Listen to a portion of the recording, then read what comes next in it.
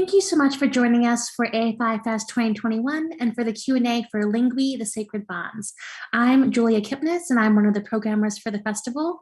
We're so lucky to have here with us today director and Fest alum Mahamat-Saleh Haroun and translator Fred as well. Congrats on such an emotionally affecting film, Haroun, and thank you for being here.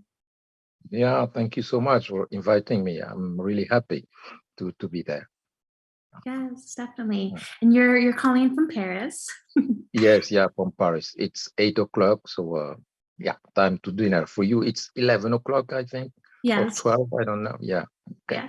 Yeah. So, yeah. And yeah, just to start things off, this is your first film with female leads that really delves into the complex lives of women living in Chad.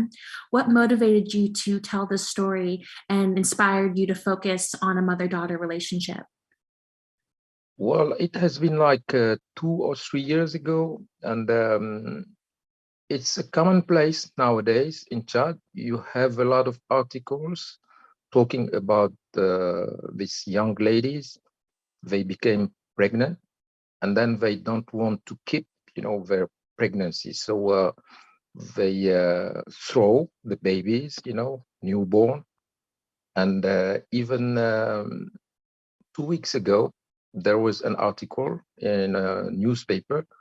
A lady has thrown her newborn in a toilet, and the police found it. And it's really very huge problem.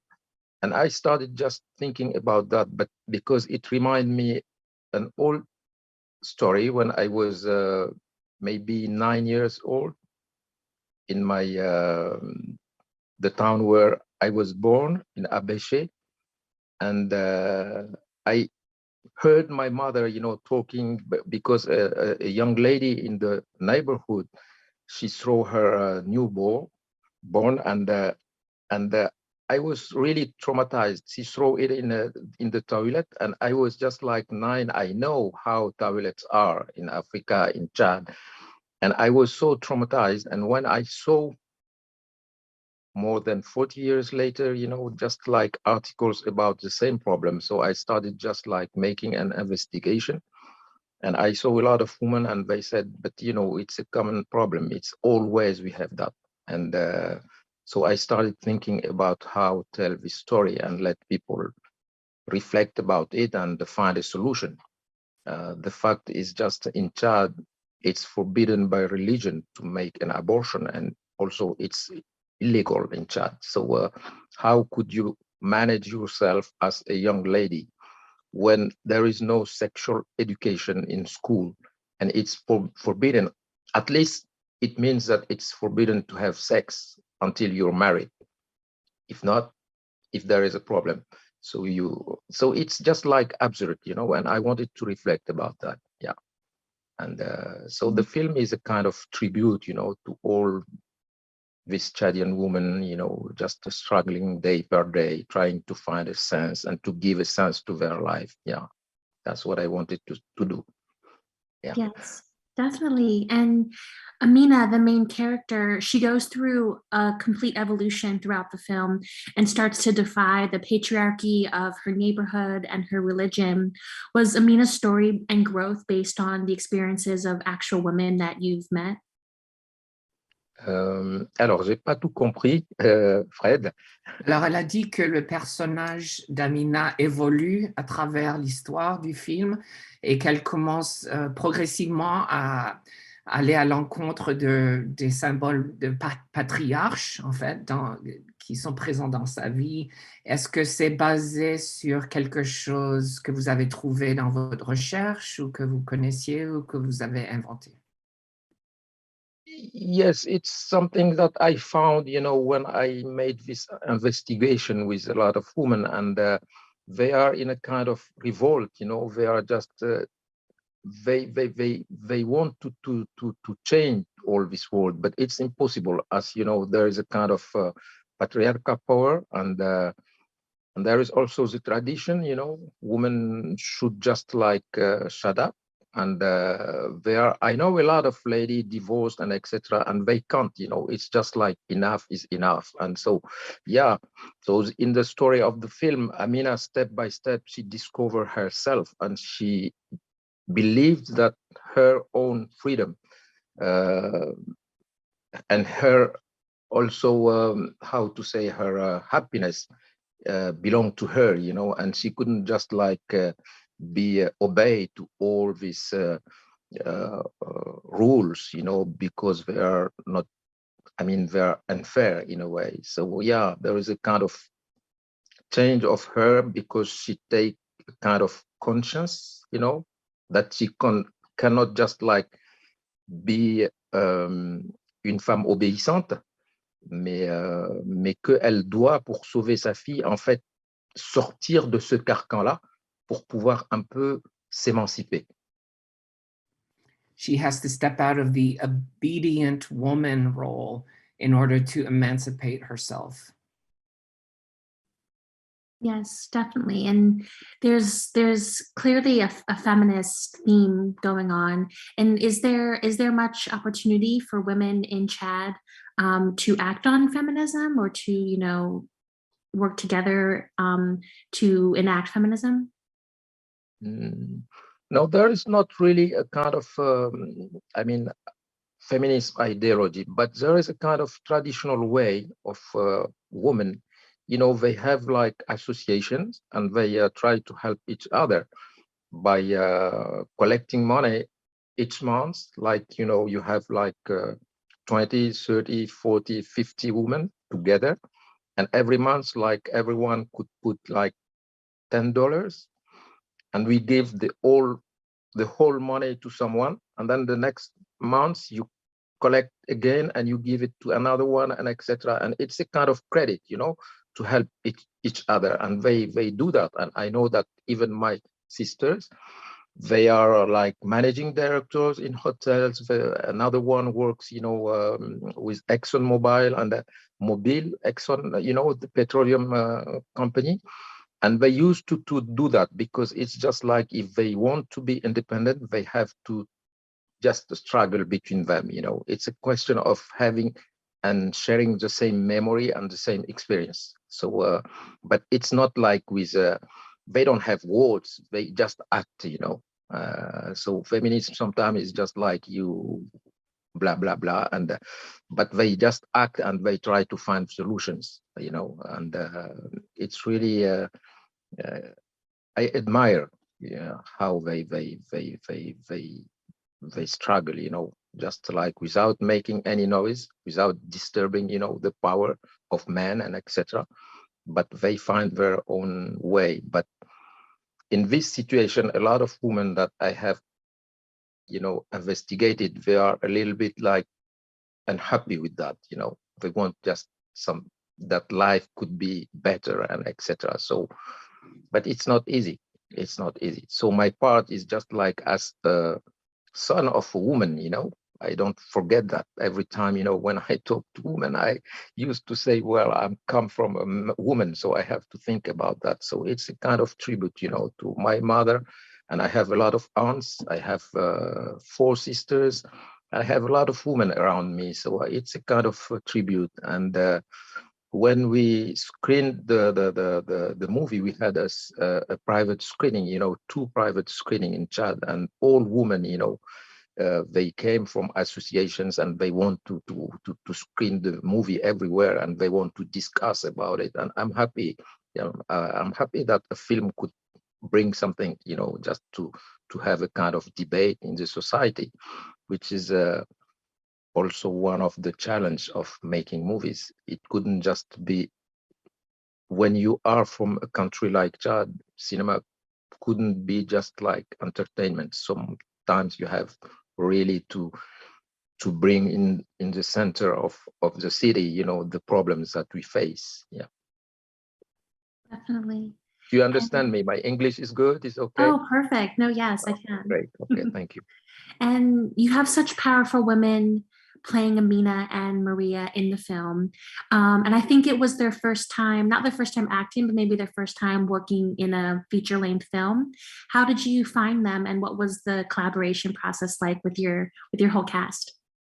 Well, I knew Ashwar, the mother in the film, for a long time, and she was like a costume designer in Grigri, and she spent like 9 years in the United States in LA. She studied there, and she was just like she wanted to act, and I said, well, okay, let's try, and we start like a kind of rehearsal. And she has two kids. Like the last one was a baby. He was just like 3 months, and she came with the baby, and she said, well, I want just to make this film, and she has a lady with her. So the lady and the baby were in the car, and she came there and she rehearsed, and then she came back in the car. She gave, her, the le sein. She breastfed her child. Yeah. And then she wanted, she had a big desire to make this film. And as you know, I don't have a lot, there is no professional actors, in Chad. And I said, well, let's do that, because you have this desire. And when you desire something, I think desire is the most important thing when you want to realize something. And I said, let's do it. I believe in you, and we will try to make it together. And so it started like that, just like a challenge, And for the young lady, I knew her big sister for a long time, and I met her just once, and I said, well, she could maybe make it. And she said, why not? And so she came, and I said, well, do you want to make a film? And she said, yes, yeah, I love cinema. And I said, why do you want to act? And she said, I saw my sister in a film. And I said, which film? And she said, well, I don't remember the title. And but I saw her in this film, and since this time I decided I wanted I dreamed to make also a film. And the film was mine. It was Abuna, but she didn't know even that I made the film. And it was so funny. And I said, well, okay, let's try to do it, And so it was the two person I have seen. I didn't make a kind of huge, casting, because I don't have the budget for that. But,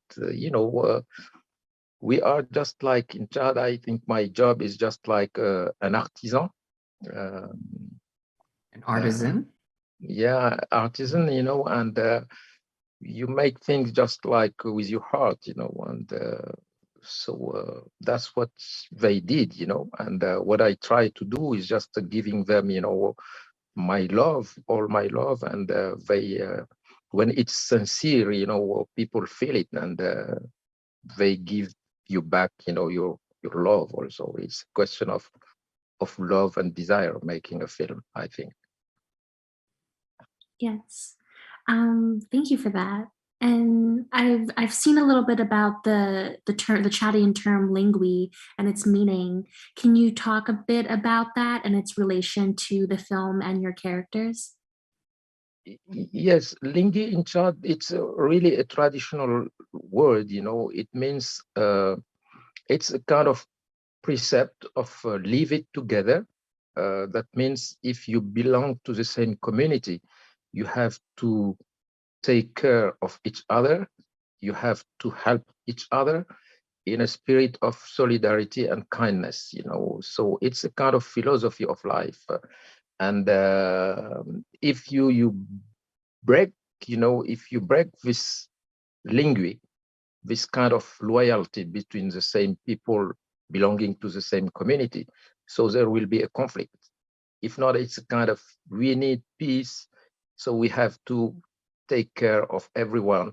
And if someone break this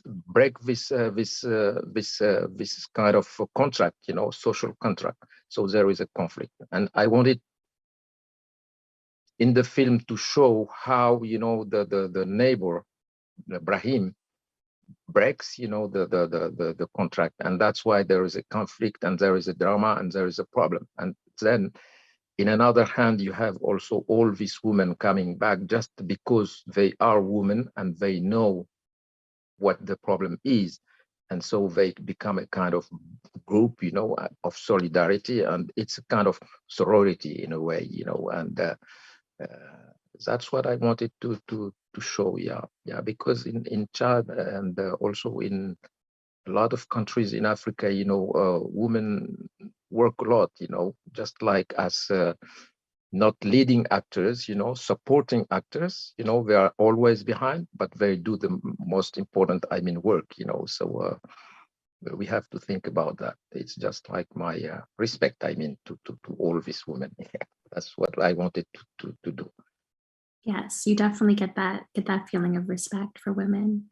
And was the film made pre-pandemic or during COVID? And how has this era affected your artistic practice and your filmmaking? Well, it doesn't affect me because we you know, the pandemic is not so huge in Chad.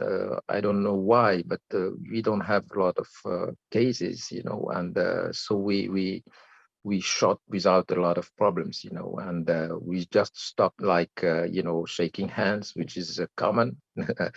And there was no problem at all, you know, and hopefully, you know, I don't know why, but Africa is just like, you don't have a lot of cases of, I mean, in South Africa, but not really in this Sahel region. I don't know, maybe it's because of the weather. It's so hot, you know, so maybe that kills the virus. I don't know, but so that it wasn't a problem. It was not a problem. Yeah. Awesome. And we are reaching the end of the Q&A, but I'd love to hear what upcoming projects or anything that you're working on. Well, I'm working in a project which is a kind of fantasy, you know. It's I remember a legend of my childhood. There was a kind of carnival, you know, and people use just like, there is one night in the year called the Night of the Stars, and all people, you know, in the village, women and men, wear a mask. They are naked, just like they have something, you know, around the sex, etc. And everyone belongs to everyone. There is no husband, there is no wife, and everyone could, you know, you do what you want with, you make your choice. If it's okay, you make it. And 9 months later, all the kids that you have, they have the name, the surname of their mother. So if your given name is Robert, that will be Robert, son of Maria.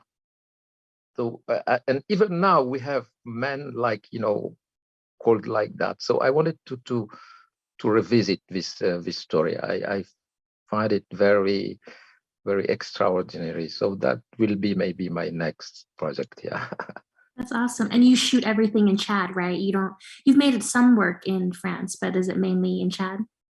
Yes, yeah, but you know, because in Chad, I don't, well, I'm the only well-known filmmaker, and it's a kind of duty to make, you know, just like images in Chad. If I stop like making films in Chad, so you will not have images from Chad. I know that the world doesn't care if there is no images from Chad, but it seems just like for me a kind of duty. I have just like to make movies there to let people know about this, my country, you know. So yeah, but sometimes as I'm living in France for more than 30 years, you build a memory somewhere where you are, you know, and so it's important also to tell stories in France. So if I can, it will be once in Chad and another time in France, if it's possible. It's not always possible,